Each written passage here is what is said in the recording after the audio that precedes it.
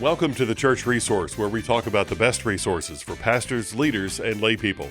I'm your host, Jeff Oliver, and today I want to show you a book that I absolutely love, and I've known it for years. Actually used this book in teaching youth, teaching young people in the church there, middle schoolers, high schoolers, and so this is called The God Who Is There, Finding Your Place in God's Story. This is by D.A. Carson, and Carson just generally is someone who I look to for great wisdom, intelligence in explaining the deep truths of the Bible, but doing it in such a way that's accessible, that's very logical and understandable. Even the way I would judge that is that I can turn around now and explain it to somebody in a way that can be understood well. So it helped me, and I hope this helps you. I think also this is pastors, by the way, specifically, and teachers of the Word, that this is good lesson fodder, sermon fodder for you to take a look at because of the illustrations in there, because of the way that he exposits certain portions of Scripture. And so I just love the way that Carson approaches this. And let me tell you what it's about. I've mentioned before that sometimes I will skip the preface, introduction, because they're kind of superfluous. They don't give a lot of content here. But I think the justification for writing this book, the here's my why for writing this book and presenting this to you is important. He says, he begins the preface with, if you know nothing at all about what the Bible says, the book you are holding in your hands is for you.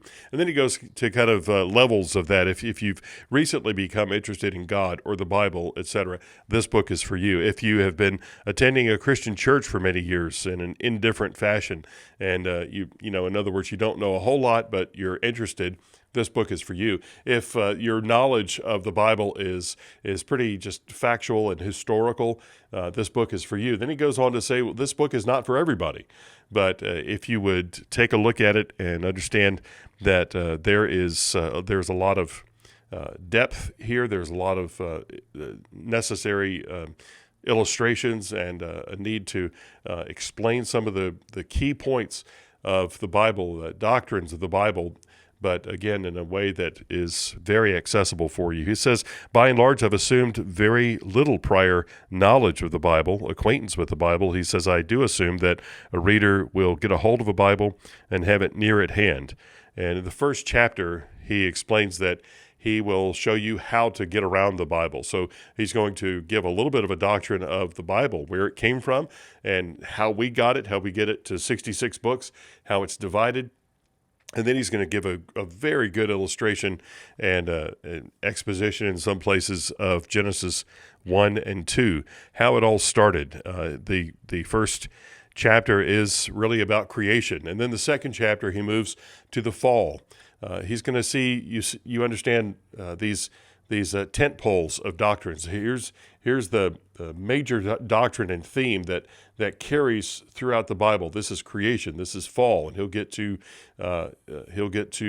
redemption later. He'll get to the resurrection of Jesus. He'll get to salvation and how that comes. He'll get to the consummation at the end and at the end of Revelation, and everything in between. So he does a quick run through this book. It's 14 chapters of that, and as he explains, again, in chapter 3, he gets to God, and then chapter 4, he gets through the law, giving of the law and the Ten Commandments, how Moses works that out in the people of Israel, and then we move to chapter 5, the God who reigns. He talks about the judges and the kings, and then he gets to wisdom literature. What's that all about? He highlights some of the Psalms and Proverbs and explains their place in the larger history, the larger story of the Bible.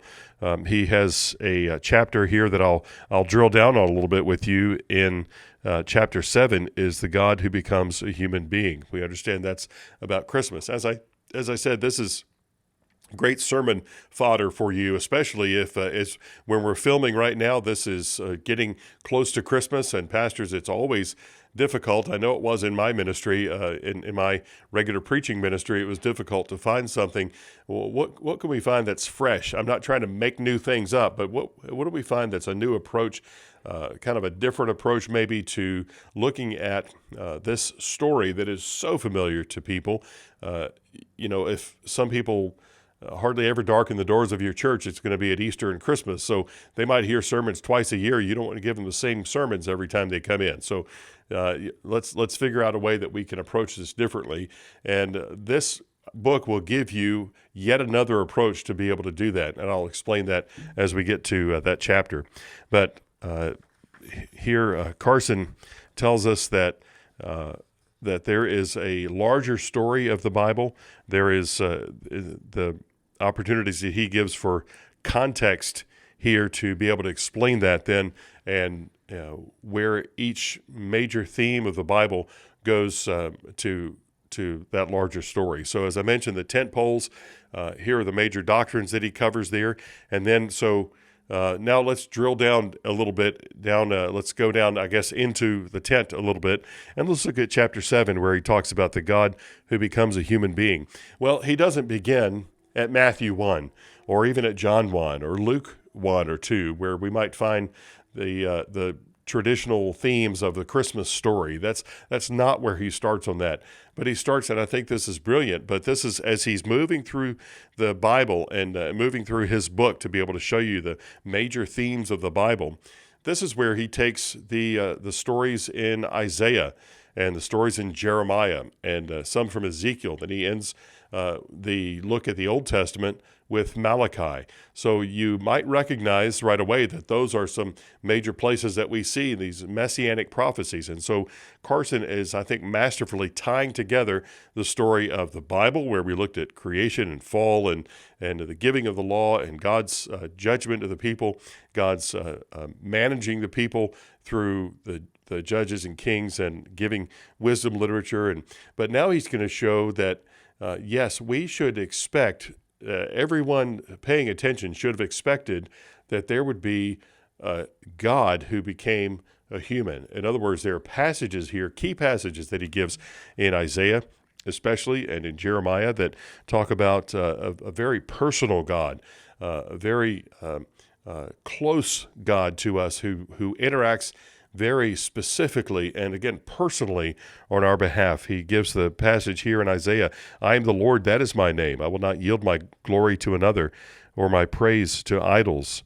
For a long time I've kept silent. I've been quiet and held myself back. But now I like a woman in childbirth, I cry out, I gasp and pant. And talking about how he will come down. He will be a part of this earth, and that's from Isaiah 42. Again, in Isaiah 43, when you pass through the waters, I will be with you. This is the presence of God very specifically and intimately with his people. So Carson is showing us that yes, as we weave this story, as God has woven the story throughout the Bible, well, you see that God has shown us glimpses way back, some 800 years ago before, as Isaiah was writing, before Jesus was born, that you see that this evidences, many of them, that there will be a very personal God who will come to you. And then he looks in Jeremiah, oh, that my head were a spring of water and my eyes a fountain of tears. God says, I would weep day and night for the slain of my people. And he reminds us that, yes, God will be personal, and he will do something very specific, very, again, intimate for us. And then in Malachi, it gives a passage as well. Then we look, the next heading that we will see as he moves through some passages in Ezekiel as well.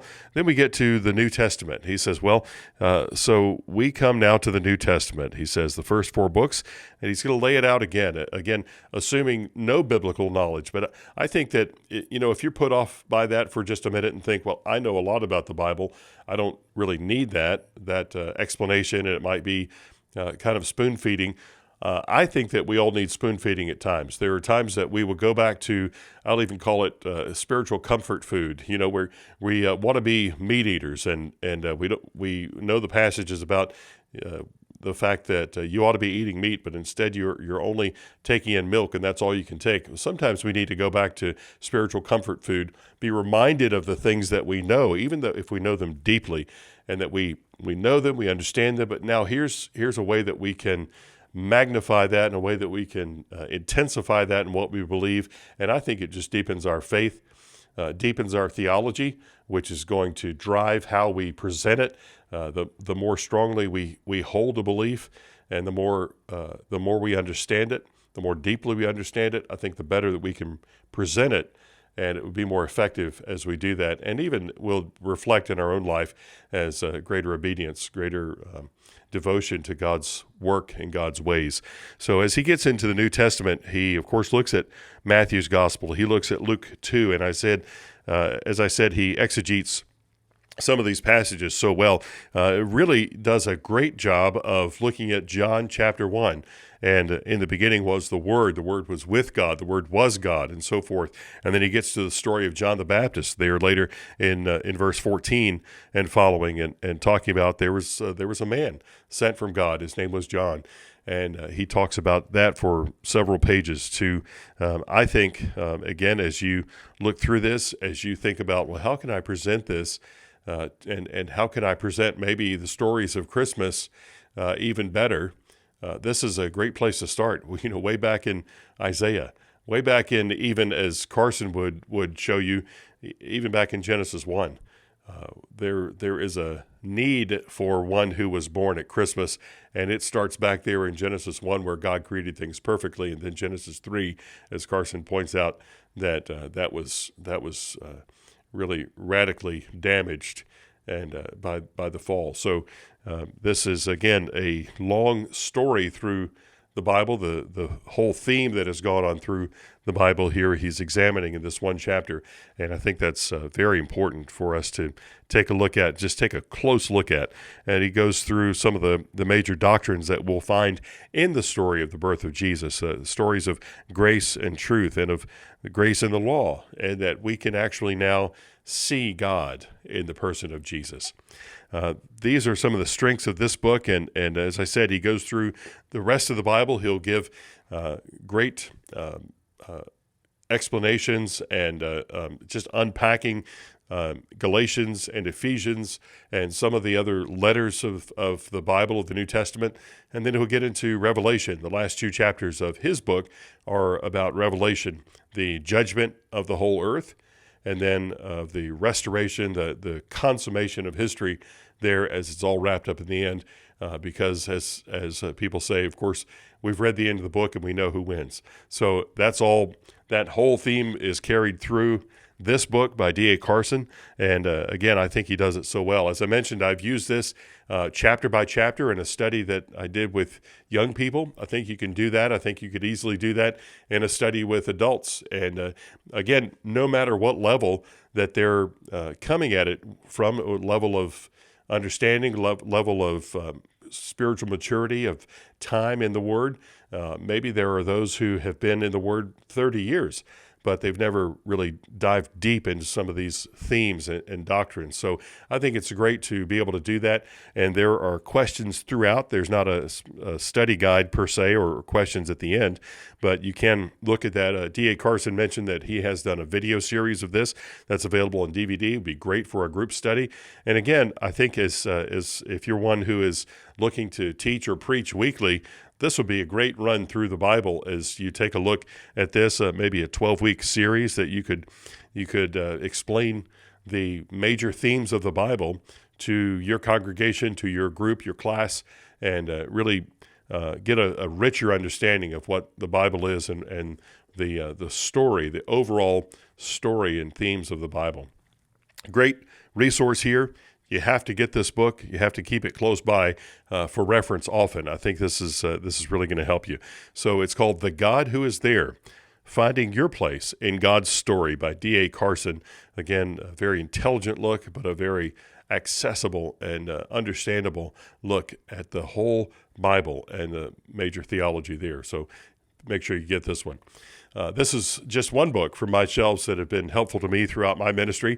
Hope this gives you a bit of direction as you prayerfully consider which resources will best help you and the people you're ministering to. Thanks for listening to The Church Resource. Please make sure that you give us a review. And if you have any suggestions of resources that you would like us to look at, just email us at thechurchresource@gmail.com. That's thechurchresource@gmail.com.